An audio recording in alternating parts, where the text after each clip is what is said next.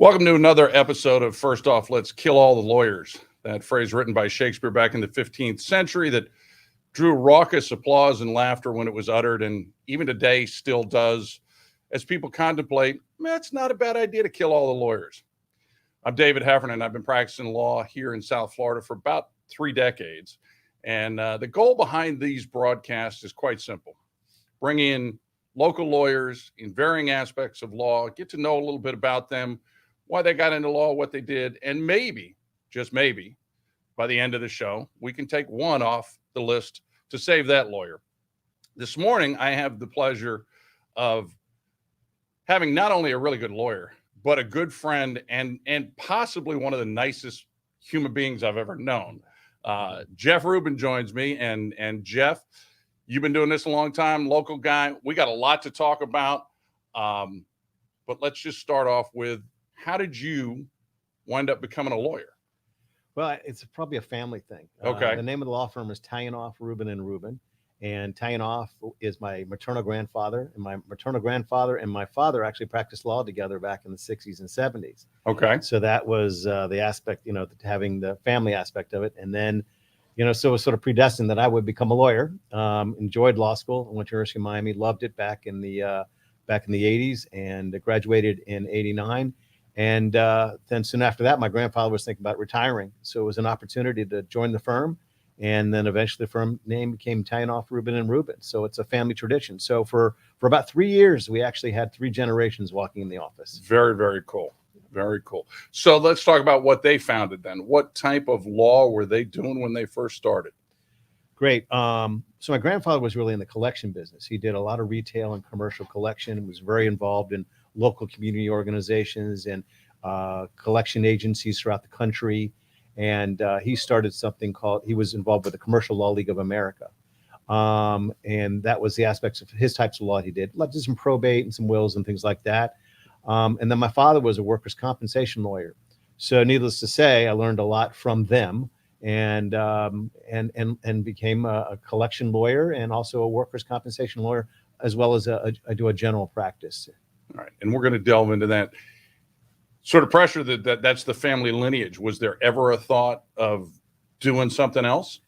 Gosh, I guess if I look back, I would have probably been like a sailing coach or doing another passion or something like that. But, when we went to law school or we went to undergraduate school, David, it was you go to undergraduate school and then you go right into a profession. But that is, or you're going to get your master's or you get a professional degree. And that really is not the way it works, I think, today. Right. I'm finding, at least with my son, at least, he went, got an undergraduate degree, worked for a while, and then realized what he needed to get a master's in. And so that's a different thing that occurred or is occurring now. So I think for me, it was just something that I thought it was a good thing to do. I didn't want to go, wasn't interested in the other professions. There was really no business aspects in my family of things that I got turned on to. So it was sort of a natural fit. Well, and you're right. I do see that now. My daughter, for example, been out in the workforce for a while, graduated from Florida State, is now going back to get her master's. Yeah. And I think it actually makes more sense, unless you really know what you want to do. I think having some real world experience and then going back and go, okay, how will this benefit me? Because I think a lot of times you got to analyze now, okay, does this further education? And I'm very pro education, but sometimes I think, people would go from undergrad to some sort of graduate program just to continue to become a student. Yeah, that's right. Not necessarily, okay, this MBA may not help me in what I'm ultimately going to do.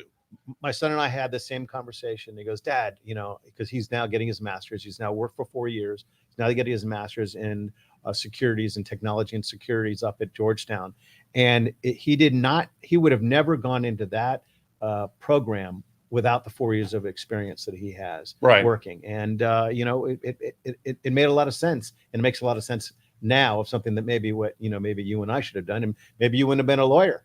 Well, I had a gap in there. I got drafted in the NFL. Yep. I bounced around and played Hard Knocks before they actually videoed it. I got a lot of hate. Coach wants to see you bring your playbook multiple times as I bounced around. And actually, my undergraduate degree was in communications. And so I came back and I was going to work in television and radio and all that, until the reality sort of set in that to stay in a TV market, it's rare that you stay in one market. You have to go to small market, make a name, move to this market, make a name, move to bigger market. And I'd spent the last 4.5 years packing my cart, moving from NFL city to NFL city. And I said, I don't want to do it. And so I wasn't sure what I was going to do when I went to law school. And then, much like you, I actually enjoyed law school. And having been out of school for a while and now really applying myself, found it fascinating, and then got into litigation. And there's so many parallels, right, between athletics and is history. That's right. So, well, let's talk about workers' compensation, because it's such a thing that happens so much, but I don't think people really understand it. And so, it's a legislative scheme that's sort of a trade-off to say, all right, you can't sue your employer for negligence unless literally they damn near murder you. That's okay, right. That's right. Because it's a hard exception to get by. But so talk about what workers' comp means when somebody gets hurt. What are they entitled to, and how does that work?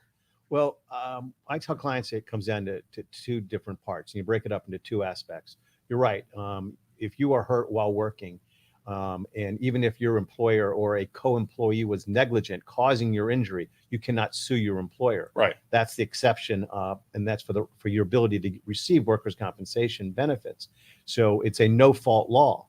So even if you're a chef and you cut off your own finger while cutting some potatoes, you're going to receive workers' compensation benefits. So it's two aspects. You have the medical aspect. You have the right to receive medical care while you're treating and recovering and trying to get better. And as long as the doctor is treating you and you have not reached what we call maximum medical improvement, you're getting better. Right. You would get that treatment, but you'd also have a right to receive workers' compensation benefits. Workers' compensation benefits would pay you roughly 2/3, or let's say 60% of your average weekly earnings while you're recovering, while you're getting better, so that you have a chance to get better, get treatment, and at the same time receive payments, at least some income coming in, so because you're not able to work during that time period. All right. And how long can that go on? Great question. In a perfect world, I would not have a job in workers' compensation because the insurance company would be doing everything right. Wait, you're telling me insurance companies No, sometimes don't do the right thing? There's There's a shocking revelation here today that sometimes the insurance companies don't do the right thing. That's the reason why you called me on the show, because you wanted me to teach you something. I did, because frankly, in all my personal injury cases, the insurance companies are always fair and they just do the right thing. It's not like we ever have to file suit and take them to the courthouse or anything like that. No, not at all. So, they're obviously adjusters are very overwhelmed and things get missed, or they take certain positions. And so in that case, I have a job because my responsibility is to make sure that those medical benefits come in, make sure that they're paying them the right amount of money, and that they're receiving all of the other benefits under the workers' compensation law: mileage, transportation, medication, a wheelchair, whatever they may need, anything from any medical aspect that they would need. And then, of course, those benefits last, in most cases, until the employee reaches maximum medical improvement. And that's a medical legal term when there's no reasonable chance that you're going to get any better. You sort of plateau on your care. Right. And at that point, the medical benefits would continue on a PRN or an as needed basis, but the workers' comp benefits for that, not so catastrophic injury would stop. Now, if you have a catastrophic injury, then benefits perhaps could continue beyond that if you prove what the employee is what they call permanently and totally disabled. And then that's what I was going to ask. So you get to MMI, maximum medical improvement. Yep. But what if you can't go back to do what you were doing? In other words, MMI, as you just pointed out, doesn't mean you're back to where you were. It just means you're kind of as good as you're going to get based on that injury. And oftentimes that leaves people in a lesser position with lesser ability. And so what do they do then? Well, there's a tough line you have to draw. And when somebody is permanently totally disabled, they have to be pretty catastrophic, because that's, basically I can't work for the rest of my life. And insurance companies have employees actually have a very strict standard they would have to prove. You'd have to prove that you have the inability to get a job within a 50-mile radius of where you live, and you have to have a job search, unsuccessful job search for a very significant amount of time, and you have to really be able to show to the judge that you would not be able to work during that entire. There's no chance that you're going to be able to get a job under that strict standard. But then you have those employees that, hurt their back, a construction worker, and now they're never the same person because of that bad back, but they have the ability to do other things. So it's very, very difficult cases in those situations to prove that you're permanently totally disabled. And unfortunately, you reach maximum medical improvement, your benefits really would stop, and you have a tough road to hoe after that, and benefits may not continue. Well, is there any aspect? Okay, so in the personal injury world, Yep. One of the things that we can recover on behalf of people that get hurt is obviously loss of earnings. That's easy. I was hurt during this time frame. I couldn't work for 3 months, 6 months, or whatever. We also can recover loss of earning capacity, meaning, okay, I can go to work and back to work, but not in the same capacity. Now I'm only earning 70% of what I used to earn. So if you've got somebody like a construction worker that gets hurt and that's all he knows, but he could go work somewhere else but make less money, is there any compensation for that? No, and that's a real big difference between workers' compensation benefits and personal injury benefits, because in workers' compensation, it's a system of lost wages. So there is no pain, there's no suffering, there's no payment for the fact that you can't be the same person or do the same things that you used to do. The only thing that they actually pay is once you reach maximum medical improvement, MMI, they have something called impairment benefits. Impairment benefits is the workers' compensation way of paying the employee for their loss or their loss in the future. So for instance, if you, at the end of, when you reach maximum medical improvement, that's determined by a doctor, the doctor gives you a percentage of impairment. Right. So if you have a percentage of impairment, let's say at 5%, then what they would pay you is they multiply that by 2. So 5 times 2 would be 10 weeks of impairment benefits. And impairment benefits, believe it or not, it's a little complicated, are 75% of your compensation rate. So it's basically 75% of 2/3 your average weekly wage. So not 75% of what you were earning, it's 75% of that 60%. Correct. Okay. For 10 weeks. Right. And that is the workers' compensation way of paying you for your impairment loss, which is far different in your business, David, where personal injury, where you have the ability to recover so many other damages, unlike workers' compensation. But that, and that's what I always explain to people, because we'll get calls and people are significantly hurt, but it's a job site or something like that. While we're always looking for potential third parties that we can hold responsible, but I explain it to people and say, well, look, it's sort of a trade-off, because in the world of personal injury, we have to prove fault. We have to prove negligence, and whether somebody did something wrong. Workers' comp, you just have to prove you got hurt while you were working, right? That's correct. That's all you have to do. Like I said, it's a no-fault law, and far different. So there's a trade-off. The question is whether or not, if you get hurt, you might as well get hurt while working. But then again, if your injury is catastrophic and it's life lasting, you're not going to get those benefits, and you're not going to get the damages that you would get in a case like personal injury. All right, let's talk, because I know we've faced issues with that, and my partner does some workers' comp as well. We hear, and I don't want to paint with too broad a brush, but of workers' comp doctors. Okay, in other words, insurance companies, and it happens in personal injury too, but insurance companies like these doctors. So what can you do, or what can somebody who's hurt do if they don't think they're getting the right care and treatment from this doctor? Can you switch? Great question. The answer is yes, you can switch, but you only get one bite of the apple. Okay. So for instance, if you are treating with a workers' compensation doctor, because you have to stay within that family. So if you get hurt, the first thing that you normally do is we'll send you to a clinic. Then the clinic doctor will try to see you and try to get you back to work, and then maybe make a recommendation if you have a bad back to an orthopedist or a neurosurgeon or something like that. And then that doctor, once again, selected by the insurance company, will treat you. And then let's say you're just not pleased with that particular doctor, but you may have a foot injury, you have a knee injury, you have a back injury. You have one chance for one specialty to request a one-time change of physician. Okay. That's it. So all you have to do is you send a letter to the insurance company, and they have 5 days to give you a one-time change. If they don't give it to you within that 5 days, then you can select your own. They normally do. But then if you say I have a bad back, bad knee, bad foot from that injury, you have to sort of select which part of your body. Right. You don't get to go to somebody that specializes in feet. I mean, you might, but then you're not going to get your back treatment. That's exactly right. So that's the only time. And once again, that doctor is within your family. Okay. Within the family of workers' compensation. Right. And if they do it within the 5 days, again, you're just going to another doctor they've selected? That's correct.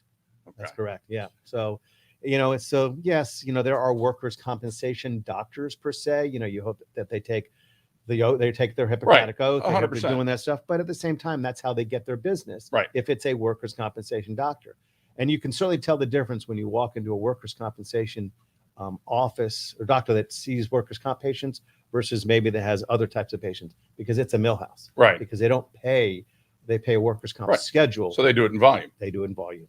They do it in volume. And let's face facts. The insurance companies want people that are going to get people back to work as quickly as possible. And they should. Right. But in and out, absolutely. And I think also when somebody comes in, there's always that thought process from a doctor. They look at that patient a little bit differently. Are they malingering? Are they doing something that maybe they wouldn't do if they had hurt themselves playing basketball or getting out of the car or something like that, or trip and fall in a supermarket or something like that? Well, I think that's, as with any sort of benefit, and it clearly is a benefit not to have to, prove fault for your employer and litigate with your employer, which then changes the entire dynamic. But with any benefit that people get, there's always people that are going to try to take advantage of it. And it's a system that's well-intentioned, but certainly has flaws. Yeah. And that's just human nature. That's a part of a human nature to sort of just do things that you think is going to benefit you. But in the end, I don't think it really does, because your true self always sort of comes out. I tell my clients, if I had to prepare a client for a deposition and I only had 2 minutes, the only thing I'd say is pretend like your mother is asking you the questions. Okay. And your mother knows the answers to every question they're going to ask. And in that situation, then you have to tell the truth, because your mother will know when you're lying. And veracity and trustworthiness is the most important thing for both in your business. Oh, and 100%. Completely. I've never used the mother line, but I might incorporate that now. Yeah. But again, I've always, look, truth is the key to all of it, because even things totally unrelated to what the case is, all of a sudden you lie about something thinking it has nothing to do with anything. And now collaterally you're going to get impeached. Correct. And your credibility gets drawn into question. And once anybody that's seeking money, particularly ultimately going to stand in front of a jury, if the issue of credibility starts to go, it's done. Completely agree. Completely agree. That's why I've tried to teach my clients that way, and I think that it's really paid off over the 30-something years I've been practicing law. All right. One of the other things I've heard in workers' comp are washouts. Explain what that is, where there's some sort of payday and they stop your benefits. So most cases end up getting resolved, but unlike in your case, if your case goes all the way to the end in a personal injury, a jury would decide the amount of money that this person would receive. Right. In workers' compensation, a judge does not determine value of a case. A judge only determines benefits that may be owed. But there are, in most circumstances, a case would be resolved or washed out. And what would happen is the insurance company, you reach MI, you're sort of close to the end of the treatment, that your days are sort of done with receiving benefits. So what you can do is you can negotiate, that would be my job, with the insurance company for a settlement. And the insurance company would pay you a lump sum of money to cover both your medical care and maybe your future lost wages. And that would be paid for by the workers' compensation insurance company, an amount of money. And then you're able to take your cut, your cut from the lawyer's fees and costs and things like that. And it gives the employee a chance to be able to get back to work. They get some money to get sort of up and running.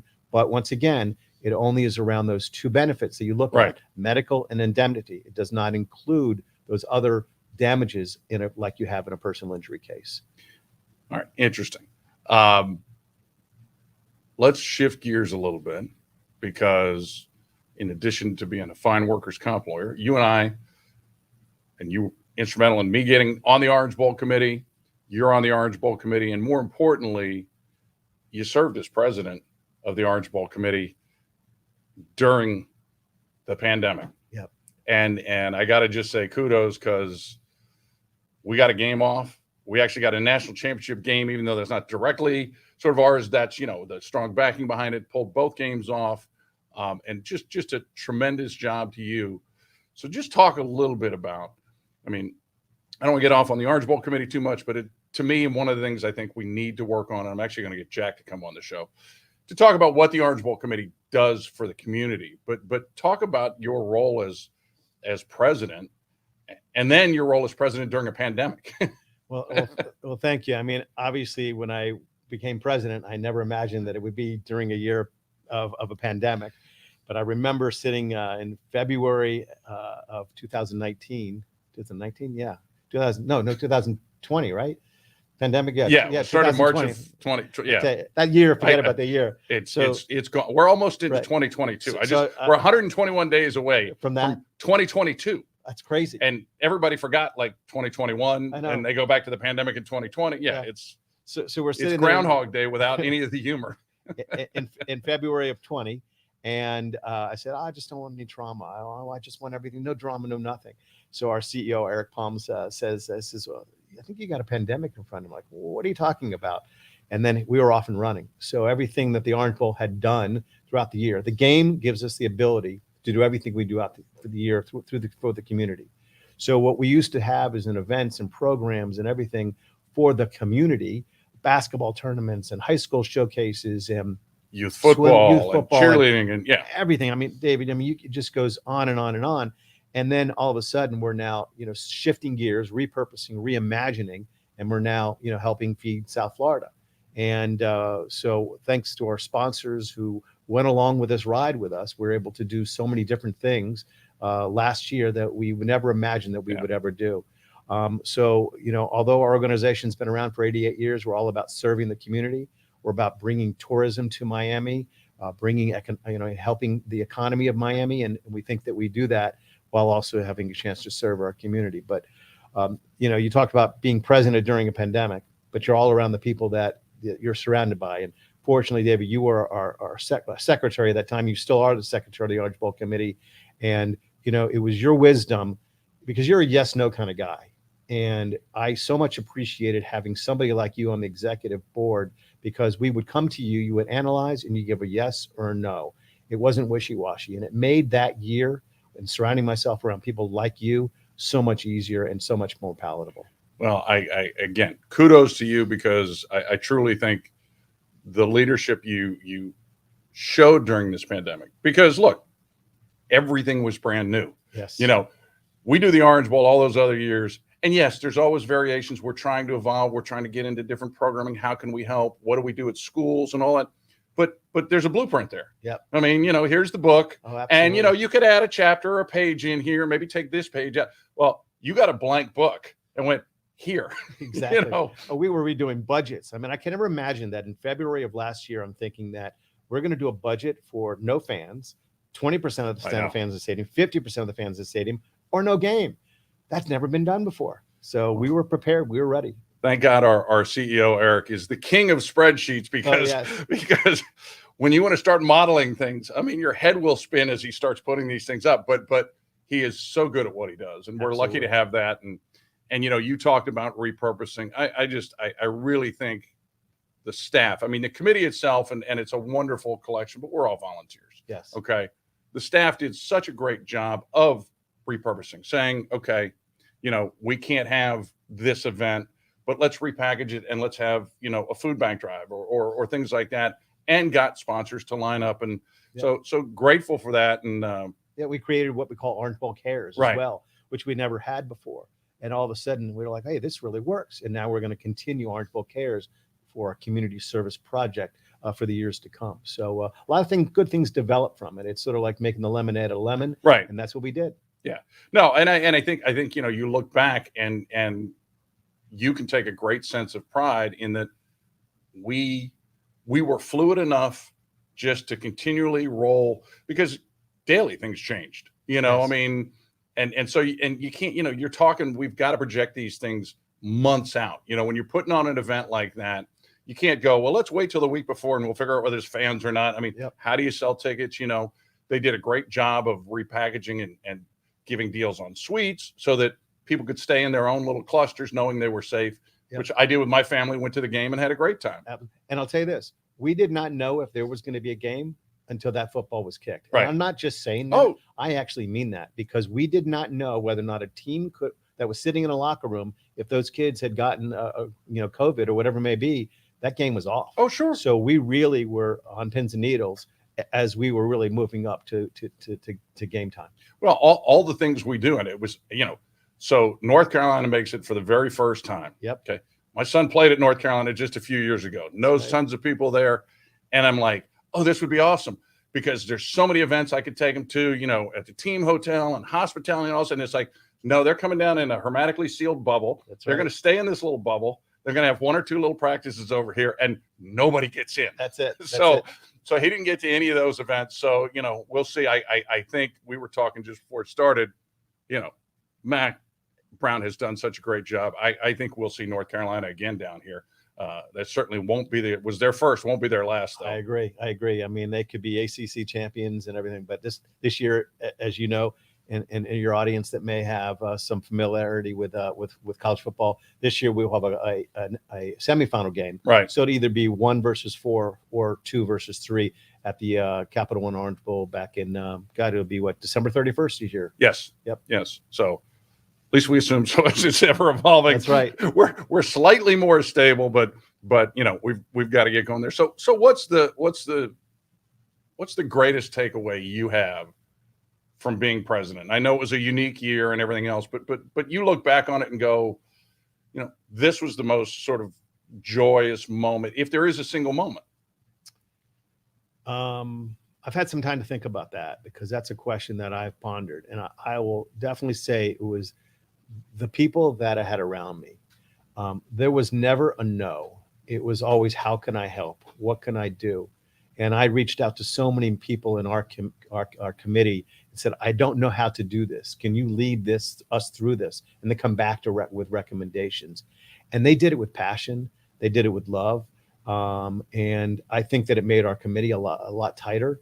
And it realized that how many great leaders we have in our committee of, some 300 people. So by far, it was certainly the way that the committee came together and did what they had to do to make it occur so that we would have a game on last year. And I think that really typifies South Florida, because if you look at the history of South Florida, when there's disaster, when there's a Hurricane Andrew, a lot of bad comes out of people, but you really get for that time to see the best. Absolutely. I mean, people shine in the face of adversity, and that's where you see the leaders step up. We saw Surfside, and we saw how this community came together with Surfside a couple of months ago. We see the Haiti earthquake and see what's happening there. We saw what happens in with Hurricane Ida and Louisiana. So as these disasters occur, whether they occur in our community or outside of our community, South Florida, I think, is there for our nation. South Florida is a resilient area. Punchline to a lot of jokes occasionally with Florida, Yes. but South Florida, I like to think, is different from Florida, and that's a whole different debate for some other times, because I'm like, well, we're south geographically, but we're kind of a different type of city than the rest of Florida. We are completely very, very international. I mean, no one realizes it until you come here. Right. And we are an amazing international community. All right, my friend. Well, it has been a pleasure. You've got Jeff Rubin, workers' comp. We didn't get into collections and other things you do and everything else, but a great local lawyer. Oh, let me ask you this. So you've got the scheme set up in workers' comp. Okay. So when does somebody need to go talk to a lawyer? Because again, in theory, okay, you should get hurt. Here's your benefits. All should be well. But when do they need to seek a workers' comp lawyer? Well, I mean, obviously, I'd like to see them early on so that I could guide them properly throughout the process and to make sure that the benefits that they receive in the beginning are correct, because, it's catastrophic. You're not working, you're sitting at home, you're watching television, you're going to doctor's appointments. So I think the earlier on in the process you can see a lawyer, the better off it is. It doesn't mean that we have to go file claims and do things. We can just simply monitor it until such time that, the insurance company doesn't do something that it's supposed to do. So I think the earlier in the process, certainly the better. All right. And I got one more question just because this just popped into my mind. Okay. So the pandemic, everybody starts working from home. Yep. If you hurt yourself when you're working from home, can you file a workers' comp claim?